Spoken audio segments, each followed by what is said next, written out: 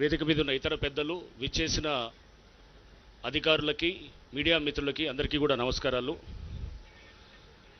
Sir, ఇది హైడ్రా మీ యొక్క ఆలోచనల నుంచి, రాష్ట్ర ప్రభుత్వం యొక్క ఆకాంక్షల నుంచి జూలై 19 గత సంవత్సరం నాడు ఆవిర్భవించింది.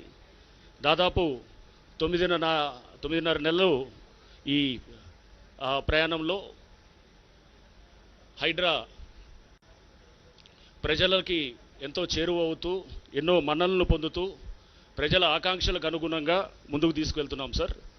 సో హైడ్రా అనేది ఒక ప్రత్యేకమైన సంస్థగా Hyderabad disaster response and asset protection agency అని GOMS 99 ద్వారా జూలై 19 రోజు కాన్స్టిట్యూట్ అయినప్పుడు, దీనికి తర్వాత గౌరవ ముఖ్యమంత్రి గారు చాలా పవర్స్, అంటే బహుశా దేశంలో ఇటువంటి ఇది ఒక విప్లవాత్మకమైన ఒక ప్రయత్నము, ఒక హిస్టారికల్ డెసిషన్ అని చెప్పేసి ఇండియన్ స్కూల్ ఆఫ్ బిజినెస్ కూడా ఒక వ్యాసంలో వాళ్ళు కూడా చెప్పడం జరిగింది సార్. సో దీంట్లో అన్ని పవర్స్ కూడా తీసుకొచ్చి, అంటే చాలా ఇరిగేషన్ శాఖకు సంబంధించిన పవర్సు, మున్సిపల్ శాఖకు సంబంధించిన పవర్సు, నెక్స్ట్ రెవెన్యూ శాఖకు సంబంధించిన పవర్సు, ఇతర పోలీస్, ఇప్పుడు ప్రత్యేక పోలీస్ స్టేషన్ రావడంతో పోలీస్ శాఖకు సంబంధించిన పవర్సు, ఇవన్నీ కూడా ఇట్లా చాలా పవర్స్ని తెచ్చి ఒక దగ్గర కేంద్రీకరించడంతో మా పని చాలా ఈజీగా అవుతూ కూడా, అంటే కోఆర్డినేషన్ ఇష్యూస్ దగ్గర వచ్చినప్పుడు కూడా ఎవరు ఎలా చేయాలి, ఎవరు చేయాలి అన్నప్పుడు అక్కడ గ్యాప్ ఏరియాస్, అంటే రెసిడ్యూరీ ఏరియాస్ కొన్ని ఉంటాయి. ఆ రెసిడ్యూరీ ఏరియాస్లో హైడ్రా గ్యాప్ని ఫిల్ చేయడానికి చాలా తీవ్రంగా ప్రయత్నం చేస్తున్న క్రమంలో నేను కొన్ని ఉదాహరణలకు కూడా చెప్తాను సార్. ఫస్ట్ ఒకటి, ఈ మధ్య అంటే కొన్ని నెలల క్రితం మన గండిపేట రిజర్వాయర్ దగ్గర ఇది మన బుల్కాపూర్ నాలా నుంచి వాటర్ వస్తూ అక్కడ ఒక లాక్ గేట్స్ ఉంటాయి. ఆ లాక్ గేట్స్ ఉస్మానియా ఏదైతే మన రిజర్వాయర్ ఉందో, గండిపేట రిజర్వాయర్, దాంట్లోకి వాటర్ వెళ్తుంటుంది సర్ప్లస్ వస్తే కనుక. లేకపోతే కనుక అది మామూలుగా ఉంటే కనుక దీంట్లోకి బుల్కాపూర్ నాలా మీదుగా మూసీ నదిలోకి వెళ్ళిపోవాలి. కానీ ఆ లాక్ గేట్స్ అది కొంత పని చేయటం పోవడంతో, ప్లస్ అది డ్యామేజ్ అవ్వడంతో ఇది లోపలికి రావడంతో, అంటే అదంతా వాటర్ అంతా కూడా రావడంతో కొన్ని పేపర్స్ కూడా దాని మీద వ్యాసాలు కూడా రాయడం జరిగింది. ఇమీడియట్గా అంటే ఇది కోఆర్డినేషన్, అక్కడ వాటర్ బోర్డు వాళ్ళు చేయాలా, ఇరిగేషన్ వాళ్ళు చేయాలా, లేదా అక్కడ కొన్ని ఎంక్రోచ్మెంట్స్ అక్కడ ఉన్న ఎంక్రోచ్మెంట్స్ని మున్సిపాలిటీ వాళ్ళు తీయాలా. ఇటువంటి క్రమంలో హైడ్రాకు సంబంధించిన అధికారుల బృందం అక్కడికి వెళ్ళి అక్కడ వెంటనే అక్కడికక్కడ చూసిన తర్వాత వితిన్ ఒక రోజులోనే అక్కడ పంట పరిష్కారం చేసేసి, ఎవరి బడ్జెట్ అయినా కానీ అది ప్రజల శ్రేయస్సు కోసమే కాబట్టి ముందు మా దగ్గర నుంచి ముందు ఖర్చు పెట్టేసి అది, అంటే ఆ పవర్స్ అన్నీ కూడా మా దగ్గర ఉండడంతో కూడా అది ఈజీ అవుతుంది సార్. అంటే ఈ పవర్స్ అన్నీ ఒక సంస్థకి ఇవ్వటం ద్వారా వచ్చినటువంటి దీంతో మాకు వచ్చినటువంటి ఈ ఏదైతే ఆ పవర్స్ని ఇట్లా వాడటానికి కూడా మాకు వీలవుతుంది సార్. సో ఇలానే మనం చూస్తే కనుక దిండిగల్లో ఈ మధ్య ఒక చెరువు నుంచి మొత్తం ఏదైతే సర్ప్లస్ నాలా ఉంటుందో వాటర్ అంతా, వరద నీరు అంతా వచ్చేసి ఒక నాలా ద్వారా ఇంకొక చెరువుకు వెళ్ళాలి. అయితే ఈ మధ్యలో ఈ చెరువు నుంచి ఇంకొక చెరువుకి మధ్యలో ఉన్న నాలాకి కనెక్షన్ కట్ అవుతుంది, అంటే దాన్ని పూర్తి చేస్తారు. పూర్తి చేయడంతో ఈ వాటర్ ఎప్పుడైతే వర్షాలు పడ్డ తర్వాత వచ్చినాయో అక్కడ కాలనీస్ చాలా కూడా మునిగి, వాళ్ళు 2 నెలల నుంచి దాదాపు 6-7 అడుగుల లోతుల్లో నీళ్ళలో ఉన్నప్పుడు వాళ్ళు ఎక్కడికి పోవాలంటే ఏ విభాగాన్ని సంప్రదించాలని, ఇరిగేషనా, రెవెన్యూవా, లేకపోతే కలెక్టరా, లేకపోతే ఇట్లా టౌన్ ప్లానింగా ఇలా అని చెప్పి తిరుగుతున్న క్రమంలో హైడ్రా దగ్గరికి వస్తే ఇమ్మీడియట్గా మేము వెళ్ళేసి ఆ నాలా మధ్యలో కనెక్షన్ దాన్నంతా కూడా కనెక్ట్ చేసి వెంటనే వితిన్ 1 డేలోనే వాళ్ళకి రిలీఫ్ ఇవ్వడానికి, అంటే ఇదంతా కూడా మీరు ఏదైతే కనుక ఏ ఉద్దేశాల కోసం అయితే మీరు ఆశించి, ఏ ఉద్దేశాల కోసం అయితే మీరు కాంక్షించి చేశారో సార్, ఆ ఉద్దేశాలకు అనుగుణంగా అంటే ఇమ్మీడియట్ సత్వరంగా యాక్షన్ తీసుకోవటం, తద్వారా ప్రజలకు ఇమ్మీడియట్గా రిలీఫ్ ఇవ్వటం, అది మాది కాదు మీది కాదు అని చెప్పేసి ఇటువంటి పరంగా కాకుండా ఎవరిది కాకపోతే అది మనదే అనేటువంటి భావనలో ముందు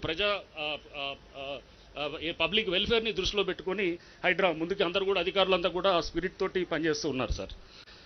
సో ఇలా మనం చూస్తే కనుక ఒక దళితవాడకి ఇట్లానే ఎగ్జాంపుల్ చూస్తే కనుక దళిత వాడికి గోడలు అంతా కూడా, అంటే వాళ్ళు పక్కనే కాలనీ ఉంటుంది, వాళ్ళ కాలనీ వాళ్ళు క్లోజ్ చేసేస్తారు. క్లోజ్ చేసినప్పుడు ఈ దళిత వాడికి వెళ్ళాలి రావాలంటే కనుక ఒక చిన్న నేరో రోడ్డు ఉంటుంది. ఆ నేరో రోడ్లో అంబులెన్స్ కూడా వెళ్ళలేని పరిస్థితి ఉంటుంది. ఆ దళితులు అంతా కూడా వాళ్ళు చాలా రోజుల నుంచి కూడా ఆ రోడ్డు కోసం లేదా ఓపెన్ చేయాలని చెప్పి వాళ్ళు దాని గురించి పోరాడుతున్న క్రమంలో SC కమిషన్కి వెళ్తారు, కోర్టుకు వెళ్తారు. ఎక్కడికి వెళ్ళినా కానీ కూడా తీయమని చెప్పేసి కోర్టులు డైరెక్షన్ ఇస్తాయి, కానీ అది పని జరగదన్నమాట.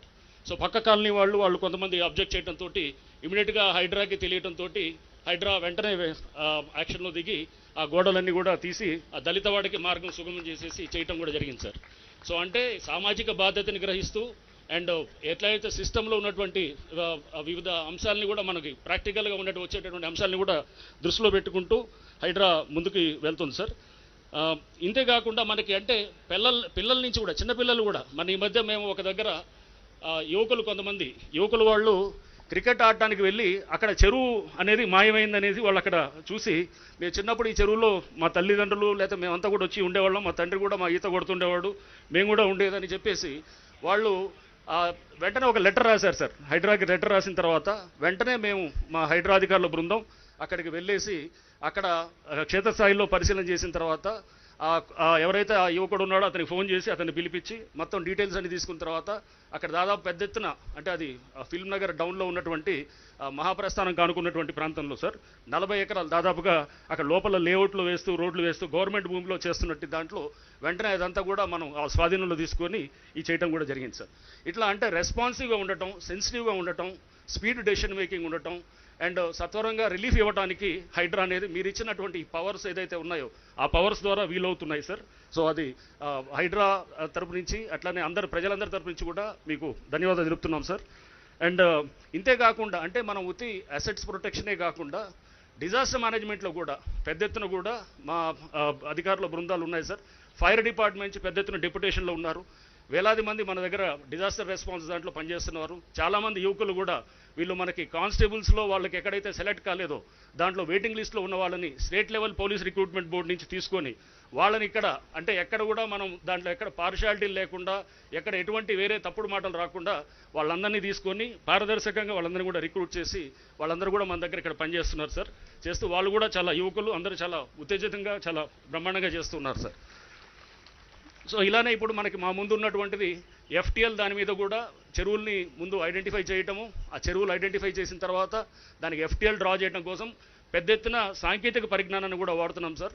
నేషనల్ రిమోట్ సెన్సింగ్ ఏజెన్సీ వాళ్ళతోటి కూడా MOU ఎంటర్ అవ్వటం జరిగింది.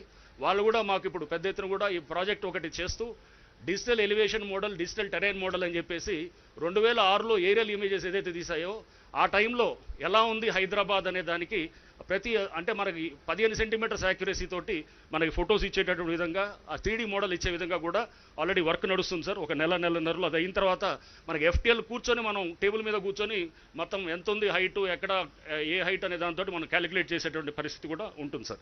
సో సాంకేతిక పరిజ్ఞానాన్ని కూడా పెద్ద ఎత్తున వాడుతూ అండ్ ఇంతే చెరువులతో పాటు నాలాల్లో కూడా పునరుద్ధరణ కూడా దాని గురించి కూడా డేటా తీసుకుంటున్నాం సార్.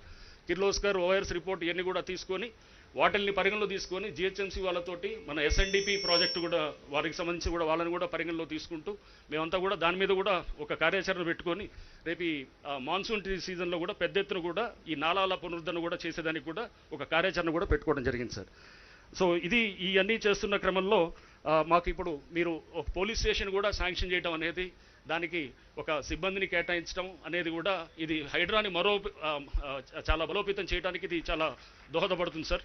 ఎందుకంటే ఇప్పుడు ఈ పోలీస్ స్టేషన్ రావడంతో land grabbing, land encroachments, disaster management related అంటే ఏమన్నా పొల్యూషన్, వాటర్ బాడీస్ పొల్యూషన్ చేయడానికి అంటే పొల్యూటెంట్స్ వదులుతున్నా కానీ లేకపోతే డీఫేస్మెంట్ ఆఫ్ పబ్లిక్ ప్రాపర్టీ, దీని అంటే దాని ముందున్నటువంటి ఎవరైతే పాత్రదారులు కాకుండా వెనకాల ఉన్నటువంటి సూత్రధారుల్ని అంటే చీటింగు, ఫోర్జరీ చేసిన వాళ్ళు, దొంగ డాక్యుమెంట్స్ సృష్టించి అక్కడ గవర్నమెంట్ ల్యాండ్లో కానీ లేకపోతే ఇట్లా చెరువు భూముల్లో కానీ పార్కులు కానీ ఓపెన్ స్పేసెస్ కానీ ఇట్లాంటి తీసుకున్న వాళ్ళన్నిటికీ కూడా వీలవుతుంది సార్.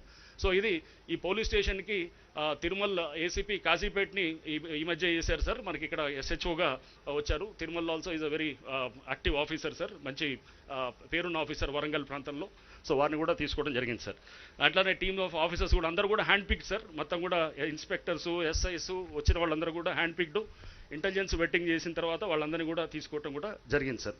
సో ఈ విధంగా ముందుకు పోతూ హైడ్రా ఇంకా ఉన్నత లక్ష్యాలు తీసుకుంటూ ప్రజల ఆకాంక్షల మేరకు పబ్లిక్ వెల్ఫేర్ని దాన్ని ఒక ప్రధానమైన గీట్రాయిగా పెట్టుకుంటూ దానికి కోసం కృషి చేస్తూ మీ ఆధ్వర్యంలో ఇంకా ముందుకు వెళ్తాం సార్. Thank you sir.